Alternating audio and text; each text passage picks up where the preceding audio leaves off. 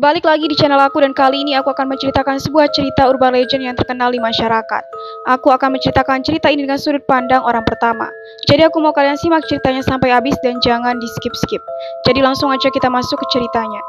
Ini adalah cerita yang aku saksikan dengan mata kepalaku sendiri. Ketika aku berusia 8 tahun di saat liburan musim panas. Orang tuaku terlalu sibuk dengan bisnis, jadi aku kembali ke kampung halaman dan tinggal bersama nenek.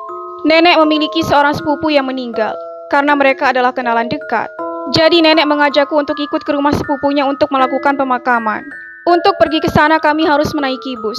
Tapi karena nenek terlalu jarang keluar dari desa, nenek sering bertanya kepada orang-orang di jalan di mana halte bus.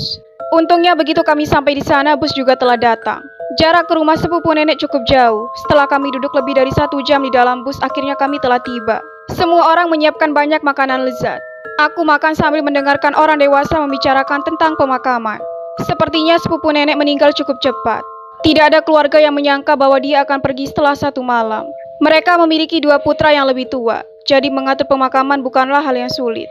Keesokan harinya, sekelompok orang pergi ke pemakaman untuk menggali liang lahat. Aku penasaran, jadi aku meminta nenek untuk ikut ke pemakaman. Tanah pemakaman mereka berada di gunung rendah di luar desa. Setiap keluarga di desa memiliki pemakamannya sendiri, dan almarhum akan dimakamkan di pemakaman keluarga. Memasuki pemakaman, orang-orang dengan beliung dan sekop mulai menggali. Setelah menonton sebentar, aku menjadi bosan dan berlari ke samping untuk bermain. Sementara aku membaca prasasti yang terukir di batu nisan. Tiba-tiba aku mendengar gumaman orang-orang yang menggali kubur. Aku berlari kecil dengan gembira tanpa tahu apa yang terjadi. Penggali kubur tampak sangat khawatir. Semua orang kebingungan ketika mereka melihat sebuah benda di kaki mereka. Ini mungkin pertama kalinya mereka menemukan hal seperti itu. Ini biasanya disebabkan oleh kematian yang janggal. Sebuah batu besar muncul di tanah dan membuat mereka tak mungkin menggali lagi. Penggali kubur memberitahu keluarga bahwa batu yang ada di bawah sana terlalu besar untuk digali. Suami wanita yang meninggal itu mendengar ini kemudian mengerutkan keningnya. Tapi mereka tidak bisa berbuat apapun selain mereka harus mencari lokasi baru untuk menggali kubur. Namun salah satu penggali kubur memberitahu keluarga bahwa itu adalah nasib buruk ketika menggali 2 kuburan sekaligus. Pria tua yang mendengar itu menjadi sedikit marah. Aku mendengar dia mengatakan bahwa kuburan itu tidak boleh gelap di mana orang mati akan dimakamkan. Kedua penggali kubur itu sedikit bingung, tapi mereka tahu apa yang harus mereka lakukan. Mereka tetap melakukan apa yang diperintahkan pria tua itu. Setelah mendiskusikannya, mereka menggali kuburan lain di tempat yang tidak jauh dari kuburan sebelumnya. Beberapa hari kemudian pemakaman dilangsungkan. Banyak orang datang untuk menyampaikan bela sungkawa kepada keluarga mereka. Mereka semua berduka atas kematian tiba-tiba dari wanita tua itu. Setelah menyelesaikan ritual, anak laki-laki itu memegangi foto ibunya kemudian dibawa ke pemakaman untuk dimakamkan. Mungkin keluarga itu terlalu sibuk sehingga kuburan pertama tidak mereka tutup kembali. Nenekku dan aku pulang setelah pemakaman sepupunya. Tapi tiba-tiba saja 3 hari kemudian keluarga kembali mengabarkan kabar duka. Pria yang menangis di pintu adalah putra tertua dari sepupu nenekku. Aku beberapa kali bertemu dengannya di pemakaman sehari yang lalu. Nenek mengundangnya ke rumah kemudian menuangkan air untuknya. Dan bertanya kepadanya apa ada yang salah, apa ada sesuatu yang terjadi. Dan aku mendengarkan pembicaraan itu dari pintu. Putra tertua keluarga itu mengambil secangkir air kemudian menceritakan kejadian yang terjadi setelah kami meninggalkan rumahnya. Adiknya yang bernama Taru adalah seorang pekerja bangunan. Setelah pemakaman berakhir, ia juga bergegas kembali ke pekerjaannya. Hari itu Taru sedang mendorong gerobak semen. Ketika tembok yang baru dibangun tiba-tiba runtuh di depannya. Pada saat Taru menyadari bahaya mendekat, ia sudah terlambat. Batu bata sekarang jatuh ke arahnya, kemudian menutupi seluruh tubuh Taru. Banyak pekerja di dekatnya mendengar suara itu dan bergegas ke sana. Namun di saat pekerja lain menarik Taru dari tumpukan bata, dia telah berubah menjadi tumpukan daging cincang. Darah berceceran di mana-mana, dan menurut adat setempat, 2 pemakaman tidak dapat dilakukan secara berurutan dalam 100 hari. Jadi peti jenazah Taru harus dibawa pulang. Kakak laki-laki harus membawa peti jenazahnya ke rumah. Tetapi sebelum ia bisa melewati pintu, istrinya menghentikannya. Adik laki-lakinya meninggal, ibunya juga meninggal, tapi sikap istrinya terlalu kasar. Pasangan itu berdebat keras tentang hal ini. Sang istri dengan tegas menolak peti jenazah Taru di rumah karena akan membawa sial. Tetapi sang suami tidak setuju dan meletakkan peti jenazah saudaranya di tanah. Kematian Taru cukup menyedihkan. Pasangan itu berdebat untuk waktu yang lama. Dan pada akhirnya sang istri setuju untuk peti mati Taru diletakkan di dalam rumah. Tetapi hanya di halaman belakang.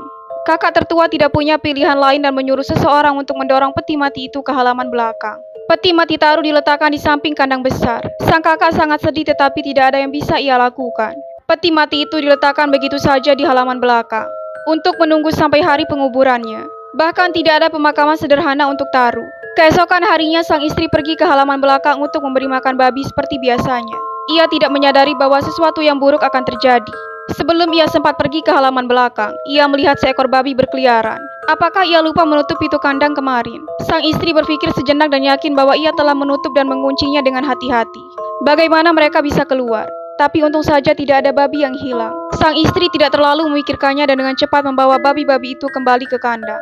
Tetapi tidak tahu apa yang terjadi setelah itu. Sang istri tampak panik dan ia menjatuhkan ember makanan babi. Wajahnya tiba-tiba menjadi gelap. Angin dingin entah bertiup dari mana, menyebabkan sang istri menggigil. Tanpa sadar babinya bertabrakan dengan peti mati saat keluar dari kandang dan menyebabkan peti mati itu terbalik. Peti mati tergeletak di tengah halaman. Tubuh Taru sekarang penuh dengan gigitan. Istri menjerit membuat sang suami panik dan langsung berlari ke halaman belakang untuk melihat tubuh adik laki-lakinya tergeletak di tanah. Ia menangis dan bergegas mendekatinya. Sang suami memegang tubuh saudaranya sambil menangis, dan istrinya tampak sangat panik di sana. Setelah membalikan tubuh adik laki-lakinya, sang suami meminta istrinya untuk membantu ia memasukkan tubuh adiknya ke dalam peti mati. Namun sang istri tidak mau menyentuh mayat itu. Sikap istri dan fakta bahwa ia meletakkan peti mati itu di halaman belakang, itu membuat sang suami sangat marah. Setelahnya sang istri bahkan tidak mengakui kesalahannya. Bahkan ia mengucapkan kata-kata yang sangat keterlaluan. Itu membuat sang suami tidak dapat mengendalikan amarahnya. Lelaki itu mengayunkan tangannya dengan keras. Sang istri menutupi wajahnya dengan tangannya dan berkata bahwa ia adalah pelaku kekerasan. Tetapi semua orang tahu bahwa lelaki itu hanya didorong oleh kemarahannya saja. Itu sebabnya ia bertindak seperti itu. Setelah mengatakan itu, sang istri berbalik dan meminta cerai. Ia juga berteriak untuk memberitahu tetangga bahwa suaminya telah memukul ia. Sang istri masuk ke dalam rumah untuk berpakaian kemudian pergi menuju pintu tanpa berkata sepatah kata pun. Sepertinya ia berpikir untuk kembali ke rumah ibunya. Saat perjalanan menuju rel kereta api, dia bertemu dengan seorang tetangga. Pria itu melihat wajahnya yang bengkak karena tamparan. Pria itu bertanya tentang hal itu, tetapi istri yang marah mengabaikan tetangga baik itu. Sang istri bahkan mengumpat dan mengatakan hal buruk di dalam hatinya. Namun ketika sang istri hendak menyeberang rel, wajah tetangga itu langsung panik. Ia berteriak dan menjulurkan tangannya ke depan untuk mencegah wanita itu. Tetapi ia tetap menyeberangi rel kereta api. Suara peluit kereta api menderu. Tetapi entah bagaimana sang istri masih tidak mendengar apapun. Ia berjalan menyeberangi rel dan apapun yang terjadi akan terjadi. Sang istri terbunuh secara tragis oleh kereta api yang lewat. Hanya dalam waktu yang singkat, keluarga mereka harus menerima 3 kematian yang sangat tragis. Itu benar-benar hal yang langka. Begitulah putra tertua menceritakan kejadian yang terjadi di keluarganya. Dan ia meminta bantuan nenek untuk menyiapkan pemakaman. Karena hubungan dua keluarga yang sangat baik, nenek berjanji akan menyiapkan pemakaman dan akan membantu mereka mengurus segalanya. Taru dimakamkan di kuburan keluarga. Sedangkan untuk menantu perempuan, aku rasa itu adalah balas dendam sang adik. Semoga cerita ini bisa dijadikan pelajaran untuk kita. Jaga ucapan meskipun pada tubuh yang tak bernyawa. Sampai ketemu di video selanjutnya.